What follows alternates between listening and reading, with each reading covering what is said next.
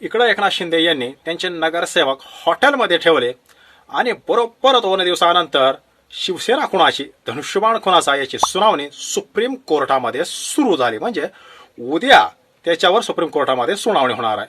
कधी कधी काही गोष्टींचं इतकं योगायोग जुळून येतं ना, आणि खास करून ज्या वेळेस भारतीय जनता पक्षाला जे हवं असतं बरोबर त्याच गोष्टीशी असं योगायोग जास्त जुळून येतात. आता झालंय असं की मुंबई महापालिकेचा निकाल लागून गेलाय आणि महापालिकेचा निकाल लागल्यानंतर कोणी कल्पना सुद्धा केली नव्हती असा म्हणजे सर्वांना अचाट करणारा निर्णय म्हणजे आपले एकनाथ शिंदे यांनी घेतला आणि त्यांनी थेट नगरसेवक उचलले आणि ताज हॉटेलमध्ये नेऊन ठेवले. आता इतकं भारी बहुमत त्या दोघांना भेटलं होतं. तुम्ही बघा म्हणजे किती अविश्वास त्यांच्यामध्ये. म्हणजे एकनाथ शिंदे यांच्या मनामध्ये एक भीती आहे की भारतीय जनता पक्ष कुठल्याही क्षणी दगा देऊ शकतो. आता एकत्रित निवडणूक लढल्यानंतर सुद्धा एकनाथ शिंदे यांना का बरं ही गरज निर्माण झाली की त्यांनी सगळे आपले नगरसेवक उचलले आणि ताज हॉटेलमध्ये नेऊन ठेवले आणि बरोबर तिथे ठेवल्यानंतर लगेच दुसऱ्या दिवशी त्यांनी मुंबई महानगरपालिकेच्या महापौर पदावर दावा ठोकून दिला. का? याचा एकनाथ शिंदे यांना बरोबर माहिती आहे की कशा पद्धतीनं त्यांना गुवाहाटी वगैरे जायला त्यांना भाग पाडलं होतं. तसं जे नगरसेवक निवडून आले आहेत ना त्यांना सुद्धा काही ना काही त्यांच्या कुरापती उकरून काढून त्यांना फोडण्याचं काम भारतीय जनता पक्ष करू शकतो. त्यामुळं हे सगळं होण्याच्या आधीच या सगळ्यांना गोळा करावं आणि कुठेतरी एका ठिकाणी ठेवावं. आता पत्रकारांनी विचारलं तर शिंदे असं म्हणतात की नाही जे नगरसेवक 29 निवडून आले आहेत त्यांची एकमेकांना ओळख वगैरे व्हावी. म्हणजे हे म्हणजे न पटण्यासारखं ते विधान होतं की ओळख वगैरे व्हावी. आता ते काय फॉरेनचे वगैरे आहेत किंवा हा इकडचा तो तिकडचा अशी बात नाही. ते सगळे तर मुंबईचेच आहेत.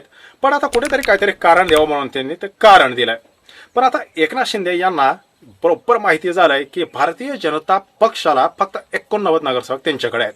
मागच्या वेळेस 84 होते, यावेळेस 89 आहेत आणि महापौर बसवण्यासाठी 114 हा आकडा त्यांना क्रॉस करायचा आहे. याचा अर्थ त्यांना एकनाथ शिंदे यांच्या पक्षांची प्रचंड अशी गरज आहे. कारण इकडं ठाकरे आणि मनसे तर काय संख्या थोडे पण काँग्रेस काय पाठिंबा देणार नाही आणि त्यामुळं हाच एक मौका आहे की भारतीय जनता पक्षाला गुडघ्यावर आणायला येईल. पण ताबडतोब तिकडं धनुष्यबाण कुणाचा आणि शिवसेना कुणाची याची सुनावणी सुरू झाली आणि एकनाथ शिंदे यांची धाकधूक पुन्हा सुरू झाली. का बरं? याचं कारण न्यायालयामध्ये जरी आता न्यायालय काय निर्णय देईल वगैरे हा भाग वेगळा जरी झाला तर न्यायालयावर भारतीय जनता पक्षाचा प्रभाव किती आहे हे वेगळं सांगण्याची काही गरज नाही.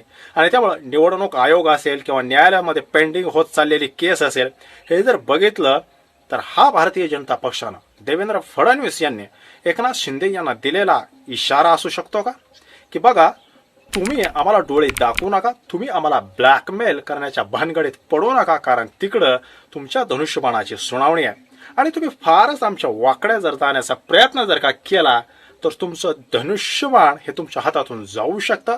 तुमचा पक्ष, तुमचं चिन्ह, तुमची जी काय ओळख आहे ती ओळख सगळी संपुष्टात येऊ शकते. का? कारण शिंदे यांना मिळालेली ओळख ही त्यांनी स्वतःला निर्माण केली तर ते भारतीय जनता पक्ष, मोदी, शहा आणि देवेंद्र फडणवीस यांच्या कृपेमुळं ती ओळख त्यांना मिळाली आणि त्यामुळं इकडं बरोबर शिंदे यांनी ब्लॅकमेल करायला सुरुवात केलं की बघा मला पण महापौर द्या, 2.5 वर्षाचा फॉर्म्युला करा, त्याशिवाय पुढं बोलणे होणार नाही. आपल्याला माहिती असेल मुख्यमंत्री पदाच्या वेळेस ज्यावेळेस विधानसभेचे निकाल लागला होता त्यावेळेस सुद्धा एकनाथ शिंदे यांनी असाच प्रकार केला होता आणि ते सरळ रुसून त्यांच्या गावी निघून गेले होते केलं. पण ते मोदी शहा आहेत त्यांनी बरोबर शिंदे यांना बरोबर गोळ्यात घेतलं आणि शिंदे त्या सोहळ्याला उपस्थित झाले आणि नंतर जे दिलं ते त्यांनी घेतलं. म्हणजे एकनाथ शिंदे यांच्या बाबतीत असं म्हटलं जातं की दिल्लीमध्ये काही लोक फडणवीस यांच्या विरोधात आहेत आणि तेच लोक एकनाथ शिंदे यांची चावी फिरवत आहेत असं बऱ्याच ज्येष्ठ पत्रकारांचं सुद्धा मत आहे. अन्यथा फक्त 29 नगरसेवकांच्या जोरावर एकनाथ शिंदे मुंबई महानगरपालिकेच्या महापौर पदावर दावा कसं काय बरं सांगू शकतात? याचा अर्थ देवेंद्र फडणवीस यांची प्रगती फार होऊ नये, त्यांना राष्ट्रीय राजकारणामध्ये कुठेही एंट्री भेटू नये. त्यामुळं फडणवीस यांचे पंख छाटायचे जर का असतील तर त्यांच्या विरोधामध्ये काउंटर लिडरशिप अशी निर्माण केली पाहिजे आणि काही दिल्लीतील नेत्यांना भाजपच्या असं वाटत असावं की एकनाथ शिंदे हा त्यासाठी योग्य पर्याय आहे आणि त्यामुळं त्याच नेत्यांच्या जीवावर एकनाथ शिंदे हे धाडस करतायत. आता काहींचं म्हणणं आहे की हे काम अमित शहा हेच करतात, कारण एरवी कधीही शिंदे जर का दिल्लीत गेले तर त्यांना अर्धा एक तास वेळ देशाचे गृहमंत्री असलेल्या अमित शहा हे देतात, आणि त्यामुळं एकनाथ शिंदे हे अमित शहा यांचे लाडके झाले आहेत. आणि काहीही करून फडणवीस यांचा वारू रोखायचा असेल तर एकनाथ शिंदे यांचा महाराष्ट्रामध्ये पुरेपूर वापर करून घ्यायला शिंदे हे बरोबर ऑप्शन आहे. असं कुठेतरी दिल्लीत एक गट, भाजपचा एक नेत्यांचा गट निर्माण झालाय. आता बघूया याच्यामध्ये बरोबर महापौर पदाची निवडणूक, बरोबर सुप्रीम कोर्टाचा इकडे धनुष्यबाण कोणाचा याची निवडणूक, हा खरंच योगायोग आहे का भारतीय जनता पक्षानं एकनाथ शिंदे यांना दिलेला हा इशारा आहे, हे 2-4 दिवसात समोर येईल. अर्थात पुढची तारीख पडली नाही तर. बाकी या विश्लेषणावर तुमचं मत काय, कमेंट नक्की व्हा. धन्यवाद.